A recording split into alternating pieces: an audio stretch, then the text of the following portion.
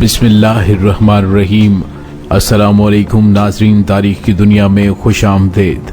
मुझे डॉक्टर अली कहते हैं और आज तारीख के झरोकों से हम वतन के एक ऐसे गाजी का जिक्र करेंगे कि जिसने वतन को मुश्किल हालात पड़ने पर अपनी इंतहाई आसान सिविल नौकरी को खैरबाद कहकर पाकिस्तान की खुफिया एजेंसी ISI को ज्वाइन किया और ऐसे मार के सरंजाम दिए जो यकीनन आपकी रगों में खून की गर्दिश को बढ़ा देगी।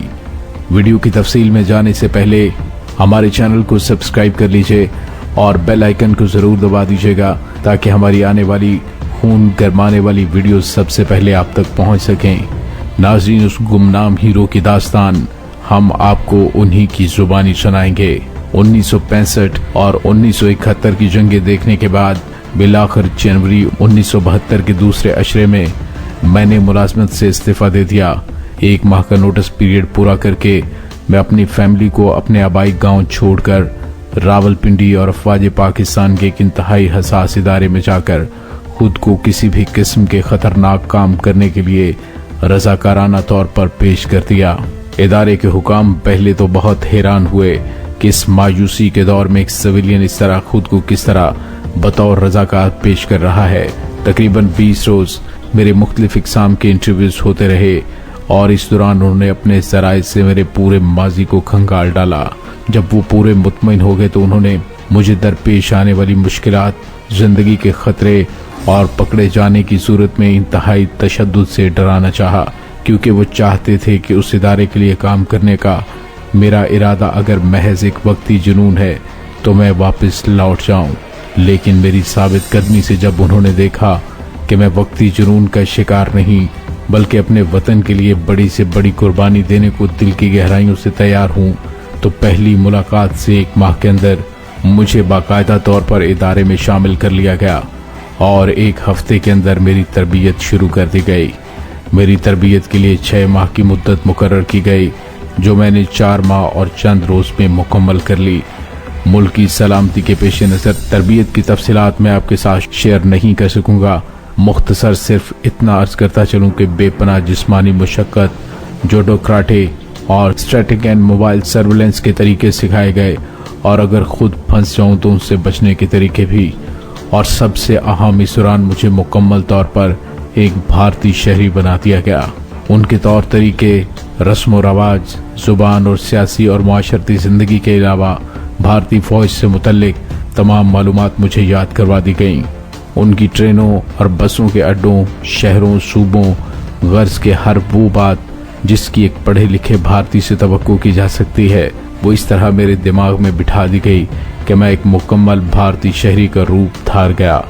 उसके बाद तशद्दुद बर्दाश्त करने की तरबियत और जिस्मानी और जहनी अजियत पूरी की गई, ये देखने के लिए कि मैं किस हद तक तशद्दुद बर्दाश्त कर सकता हूँ। फिर वायरलेस ऑपरेट करना, छावनी और फौजी पड़ाव पर हमले, मालूमात के हुसूल के तरीके, गर्ज के हर पहलू से मुझे अपने फराइज की अंजाम दही के लिए तैयार कर दिया गया।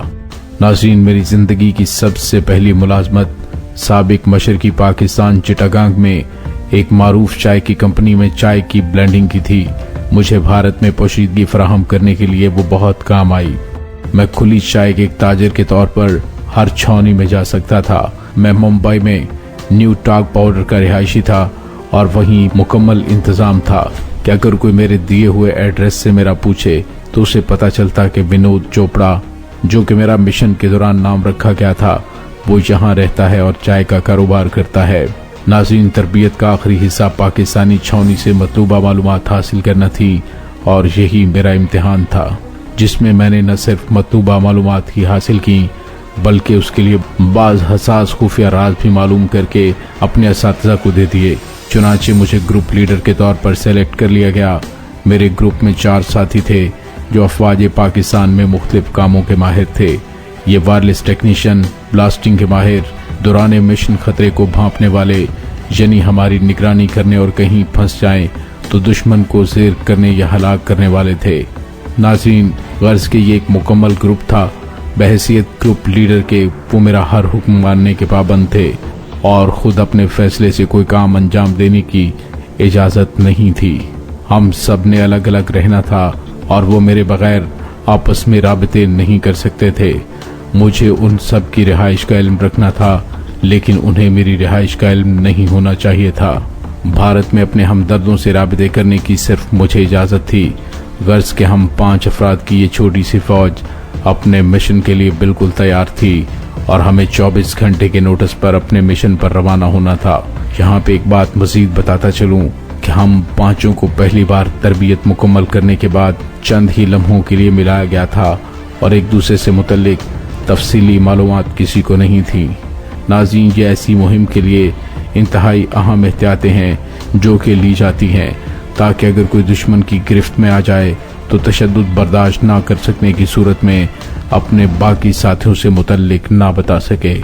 नाज़रीन, यहीं से मेरा पहला मिशन शुरू होता है और आखिरी काम जो अपने राजों और साथियों की हिफाजत के लिए किया गया था वो हमारी एक एक दाढ़ निकाल कर उसकी जगह सख्त प्लास्टिक की दाढ़ लगा दी गई थी कि अगर जब तशद्दुद बर्दाश्त करने की सकत ना रह जाए तो दाढ़ को निकाल कर चबा जाओ।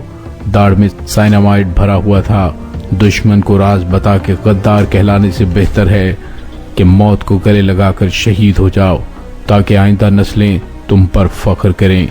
नाज़रीन, ये थी हमारी तरबियत और जज्बा जिसके तहत हमें अपने मिशन की तकमील के लिए तैयार किया गया था। हम जिस्मानी और ज़हनी तौर पर अपने मिशन पर जाने के लिए बिल्कुल तैयार थे। हमारा मिशन क्या था ये आप जान सकेंगे हमारी नेक्स्ट वीडियो में। तब तक के लिए इजाज़त दीजिए। पाक फौज जिंदाबाद, पाकिस्तान जिंदाबाद।